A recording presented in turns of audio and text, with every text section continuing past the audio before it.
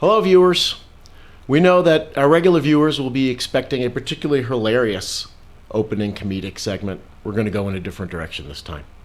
Forgive us for a little self-indulgence, followed by a relevant call to action for our viewers. We hope you had a very happy 4th of July weekend. Sadly, my family did not.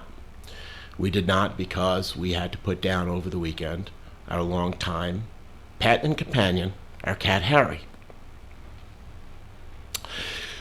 We were reminded during Harry's illness and the decision to put him down of why having a pet could be such a problem. They get sick, they sometimes mess up the house, they make us never want to go on vacation. And we wouldn't give up 1 minute of that because of all the benefits that we get from having pets. Particularly Harry, who was a big mush of a cat who liked nothing more than to sit on any human being that he could find handy. But all of the many pets that I've had over the years and my family has had over the years have all had distinct, unique personalities that are wonderful and add tremendously to our family life. Our sadness over Harry's passing is tempered by the knowledge that Harry lived a remarkably good life for a pet. He just passed his 16th birthday, most of which were years we expect very happy and healthy. We were unfortunately reminded of the millions of pets who do not have such a happy fate as Harry.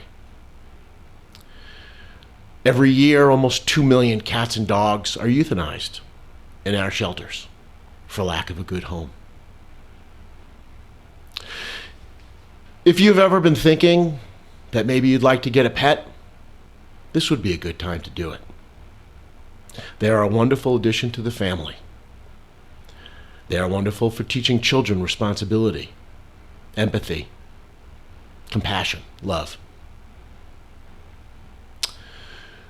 If you are prevented from getting an animal because your apartment building does not allow pets, this is a time to start rallying your fellow tenants to change that policy. Maybe the no pets policy could be replaced by a no people who don't like pets policy, which would make everybody happy. If you already have a pet, make sure that your pet is well taken care of. Make sure that your pet has identification in case your pet ever gets lost, because many of the almost 2 million animals who are killed in our shelters every year are animals who actually have homes but get lost. Consider putting a microchip in your pet if you can afford it. In any event, make sure your pet has a tag. Work to spay or neuter your pet, and maybe if there are feral animals in your neighborhood, see if you can work and help on a catch and release program where the animals get spayed and neutered. Maybe support your local shelter.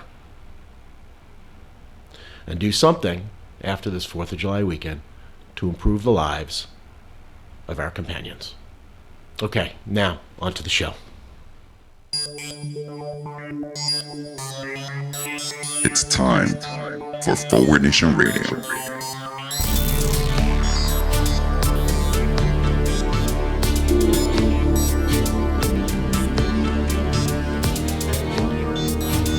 Now here he is, the host of Forward Nation Radio, David Leventhal.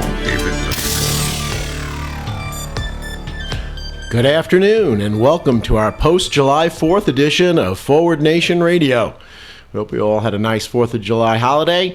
On today's show, we will begin with the news with a bit of a 4th of July tint to it.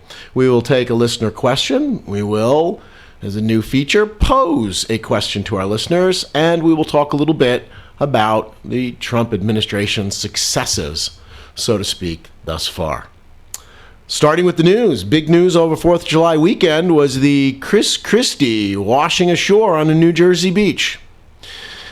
That's right, Governor Kris Christie was spotted on a New Jersey beach. Now, this is particularly irresponsible because the beach was closed and nobody else was there. So who would be there to throw water on Christie and keep him wet until they're able to figure out how to get him back into the water, like the other beached animals? Okay, kidding aside, why this picture is so relevant is what it tends to indicate. As you probably are aware, New Jersey beaches were closed, as were many other New Jersey services and parks, because of a budget impasse. The budget impasse that, after the picture of the governor lounging on a private beach was released, the impasse managed to get resolved. Now the beaches could be open for all. I just think this is, every now and then there are pictures that are more iconic than they would seem like they should be. And to me, this is one. There is just something about Governor Christie lying on a public beach by himself with his family members without the public there.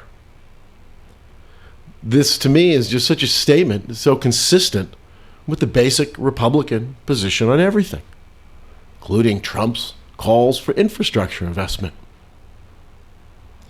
Why waste beautiful beaches by letting all these people get on it, when wealthy people could just own the beaches themselves and keep the hoi polloi out? So much of the Republican Trump agenda is about exclusion for the wealthy, not having to deal with the masses, that picture of Christie lounging on a beach that was closed to the public, I think, speaks volumes. Also, the 4th of July weekend news. While Americans were celebrating the 4th of July holiday by setting off rockets and firecrackers, making pretty colors, North Korea was celebrating the 4th of July weekend by setting off a rocket of its own. Turns out, North Korea, our experts, our intelligence agencies now believe, has a missile that they tested over the weekend, landed in the Sea of Japan. Our intelligence agencies are convinced could now reach Alaska, U.S. territory. Something's going to have to be done about North Korea, about this rising threat, a very unstable, repressive nuclear power. Does anybody really trust Donald Trump to be doing this? I remember when George W. Bush, Boy George, ran for president, and people understood that he was a bit of an intellectual lightweight, although apparently an intellectual titan compared to the current president. His supporters said, oh, the president doesn't need to make important decisions. He needs to hire good advisors. We learned quickly during the Bush administration, and tragically, that in fact there is a role for the president. When your advisors disagree, it's up to the president ultimately to make important decisions about the future of the country and the world. I know that there are a lot of people in this country right now taking solace from the hope that Secretary of Defense Mattis will be making the decisions on how to deal with North Korea and this emerging threat, because God knows nobody wants Trump anywhere near it. Maybe it is better to have the completely unelected defense secretary make these decisions. But this is a reminder, should be a reminder to most of us, of why a thoughtful, engaged, intellectual president who's not a joke is actually important to America. Okay, keeping with the 4th of July news theme, lots of news about democracy and voting in America. We've already criticized the state of democracy such as it is in this country. But now we've got a couple more things came out over the last few days. Fuel for the fire. The House Appropriations Committee just voted to fund the Election Assistance Commission. That is, defund the Election Assistance Commission, the only federal agency that helps states make sure their voting machines aren't hacked. Sound familiar? This doesn't seem to be a great time to be attacking an agency that's designed to prevent voting hacking, considering how much voting hacking Russia did. According to our intelligence officials, The latest estimate, Russian hackers targeted our election system in at least 21 states in 2016.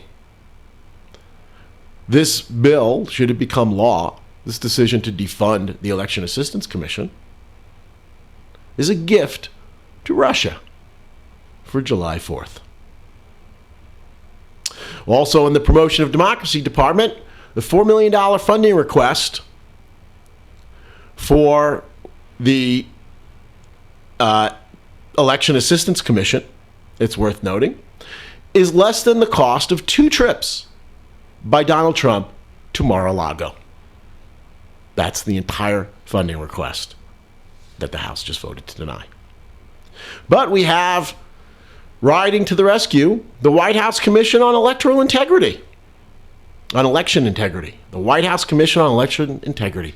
Talk about a highfalutin, nice-sounding name, a glittering generality, for what is effectively, as is being admitted by Republicans, an effort to make sure that a bunch of the wrong people don't get to vote. And by wrong people, I mean people of color and people who might vote for Democrats. This commission and its vice chair, Kris Kobach, who made a name for himself by striking people from the voter rolls in Kansas and preventing people from voting in Kansas, has sent a letter to 50 states asking for sweeping voter data. Kobach pointed out that he's asked for publicly available voter roll data. In fact, that appears to be, tighten your belts, a falsehood. That much of this information that he has requested, like someone's social security number or military status, is in fact private, or is supposed to be private. And never before has a White House sought such data.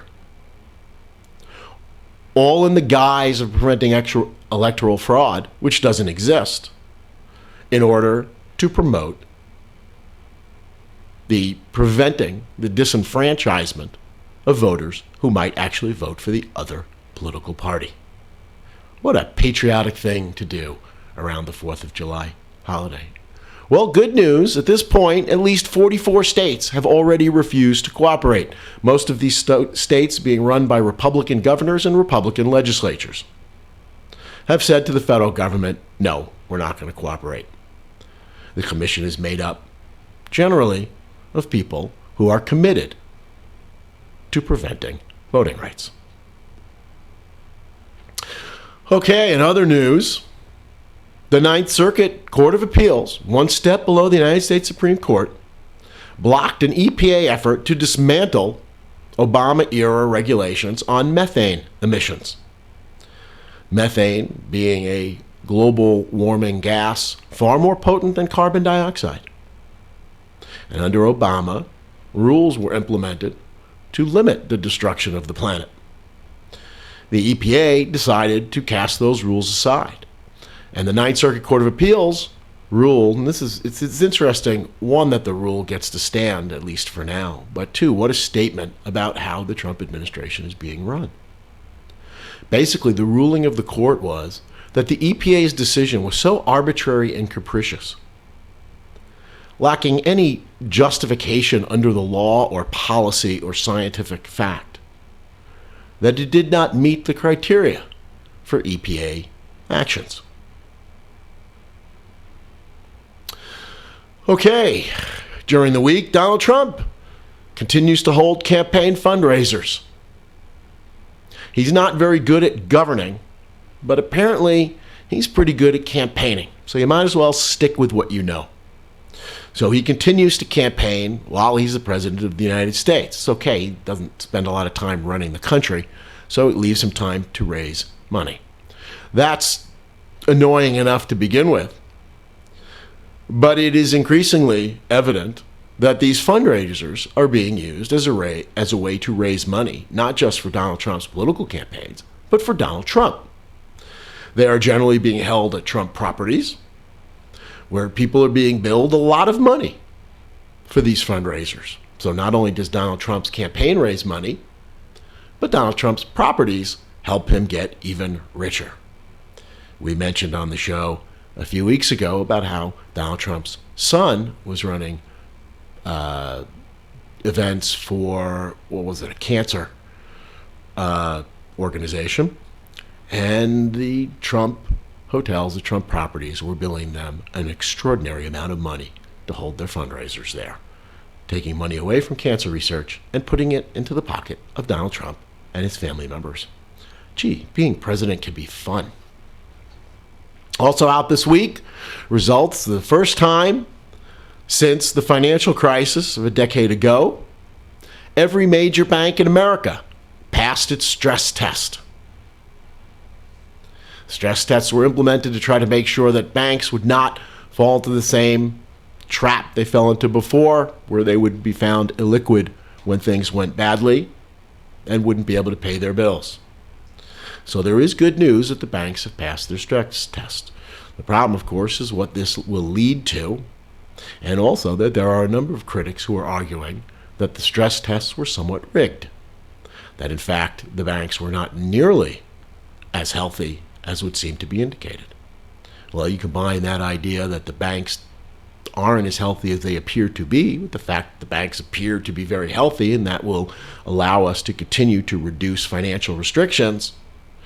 And the concern is not that this is an indication of financial health, but an indication, once again, that we are starting to travel down a road that will not end well for us. Okay, more bad news. As expected, automobile sales in America were way down in this past quarter. We knew this was going to happen. They've been saying for a long time, but the extent of the drop was dramatic. Lots of people lost their jobs, despite the fact that Donald Trump had said that there will be no job losses in the automobile community. He will make everything wonderful. Again, as bad as these numbers are, automobile sales down 3% from this time a year ago. In many respects, it's way worse than that. Because the only thing that's making those numbers not worse than they already are sales of large pickup trucks and sport utility vehicles. With low gas prices, Americans figure it's this time, if they're going to buy something, they're going to buy something that will hasten planetary destruction and kill many of their fellow citizens, increasing the number of accidents on the roadways as well. So we're not only not selling enough vehicles or making enough vehicles anymore and are laying workers off, but the vehicles we are selling are taking us in absolutely the wrong direction. What would happen if we had a policy to promote even greater fuel efficiency and emissions reductions than we already have? Maybe instead of selling large pickup trucks and sports utility vehicles that result in more dead Americans, we'd be selling more electric cars. And maybe we start catching up with the rest of the world on manufacture of electric cars. Human trafficking report came out during the week. I hope you didn't miss this. An extent of how much human trafficking exists around the world. We like to talk about the Civil War ending slavery in America. Didn't end it even in America, but around the world, as we've indicated before, more slavery exists today than has ever existed. China got downgraded into the worst category of human trafficking offenders. This is the country that we need to help us with North Korea, climate change, etc. Donald Trump, he would be very upset if we got through the entire news without mentioning Donald Trump. So let's mention Donald Trump. He likes to inject himself into the news, and he did so a couple of times this week with some real presidential behavior. First of all, of course, was his tweet regarding Mika Brzezinski, the co-host of Morning Joe on MSNBC in the morning. Once again, taking the opportunity to demonstrate his misogyny, that is, his hatred of women, his lack of respect for women and decency and proper decorum as a president of the United States, by talking about her bleeding from facelift operations and wouldn't let her into his club. I guess it's an improvement over, Megyn Kelly bleeding from where, all those places. What a class act. Certainly when the President of the United States needs the world community to come together to address an issue of great common concern, such as North Korea.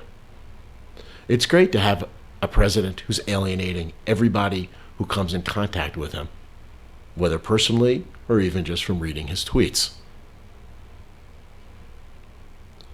Germany's leading party of leader Angela Merkel has indicated that they really want nothing to do with Donald Trump. Also, another class act, Donald Trump's TV commercial. Another campaign ad showing him attacking someone with a CNN logo on his head.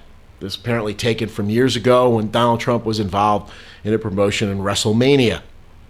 And they showed Donald Trump knocking down and beating up the media. Isn't that cute? Isn't that wonderful? What a way to celebrate the July 4th holiday by once again continuing the attack on a free press. Finally, one last bit of news that I just want to raise. Article in the New York Times reported during the week that federal affordable housing tax credits are increasing segregation. The companies are getting tax credits for building affordable housing, but find they generally get those credits only if they build that affordable housing in places where nobody has enough political clout to complain about affordable housing going up in their neighborhood. So affordable housing keeps being concentrated in those poor minority communities that become poorer and more minority. More segregation in this country, something we also talked about in the last show or the show before. And on a related note to that one, again, about what this country seems to be about as we ponder the July 4th weekend, Yankee Stadium money. The Yankees, in order to get, I think it was recently valued at about $1 billion worth of public funds to build their playground in the Bronx.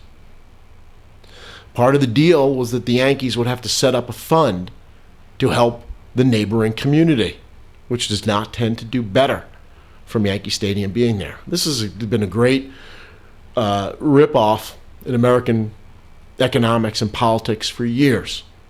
Some rich person wants to build a monument to himself, a wealthy stadium, or a stadium that will increase his wealth. He wants public money to do it.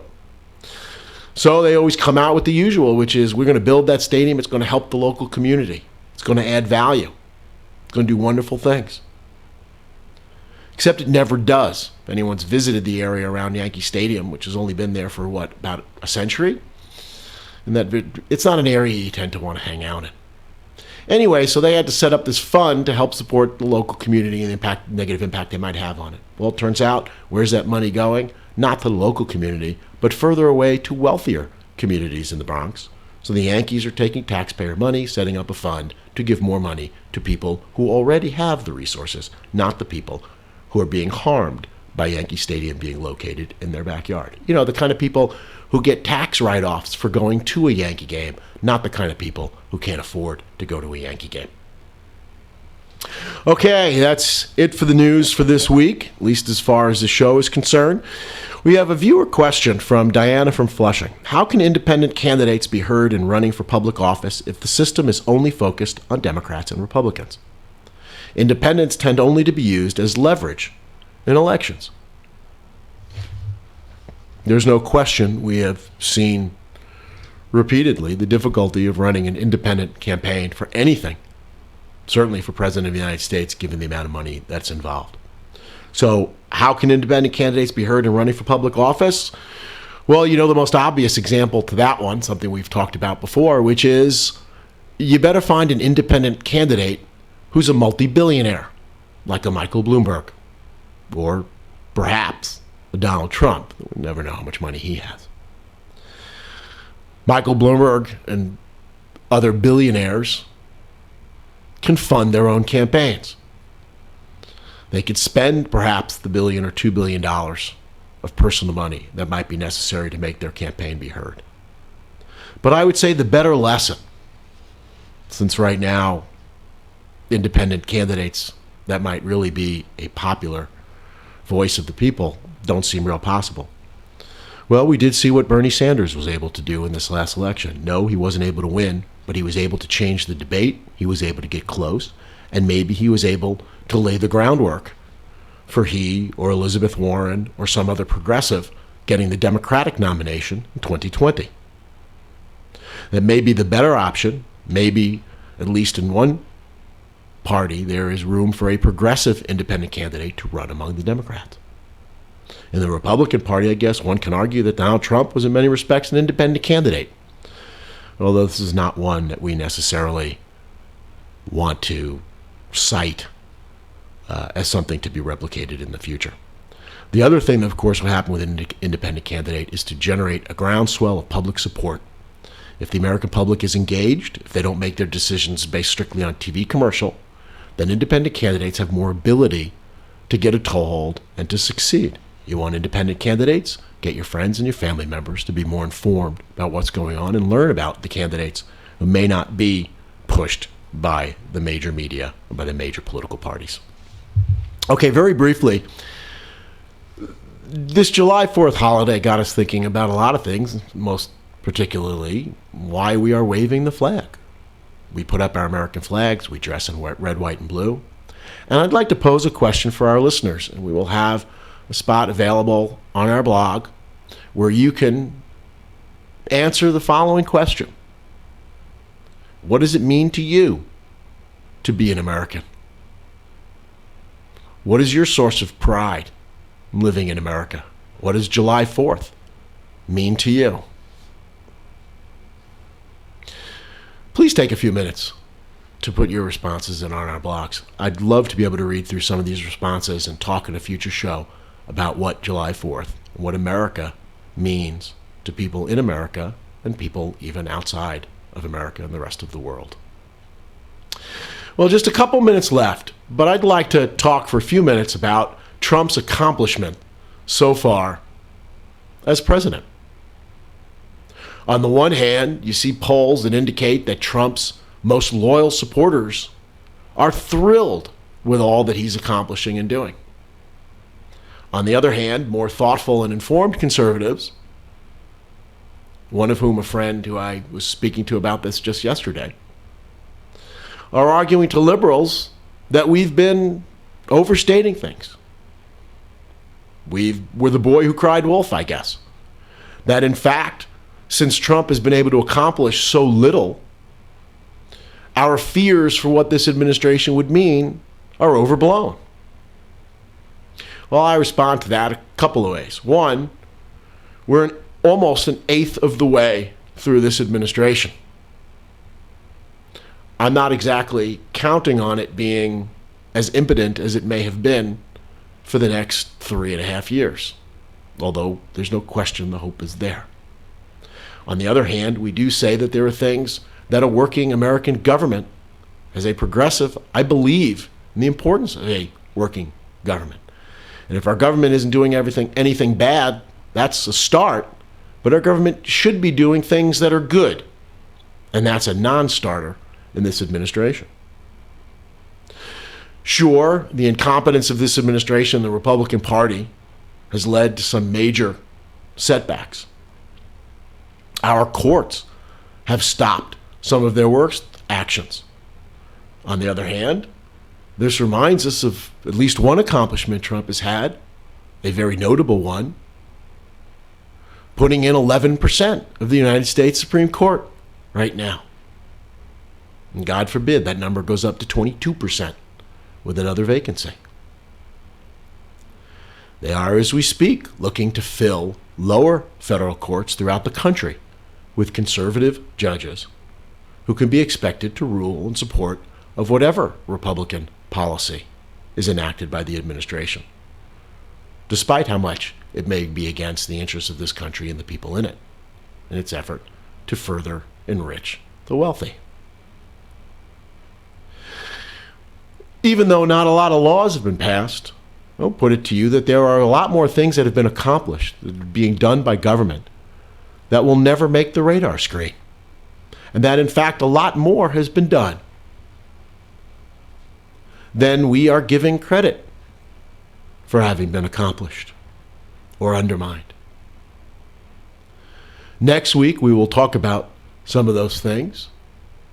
The drainage of the swamp, Trump filling his cabinet with incompetence and crooks, and the Congressional Review Act, which was not often discussed, but allowed President Trump in his first several months in office to repeal many bits of legislation enacted by the Obama administration to promote a better society.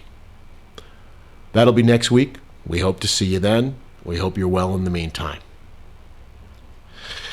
Like listening to Forward Nation Radio? Please like us on Facebook. Go to see us on Instagram. Enjoy, you want the full experience? See this video and video from every one of our shows on our YouTube channel.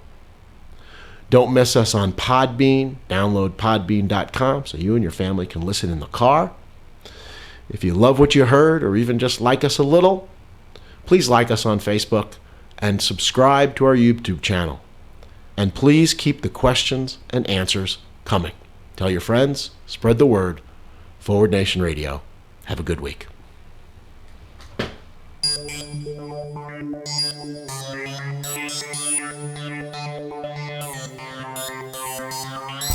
You've been listening to Forward Nation Radio with David Leventhal.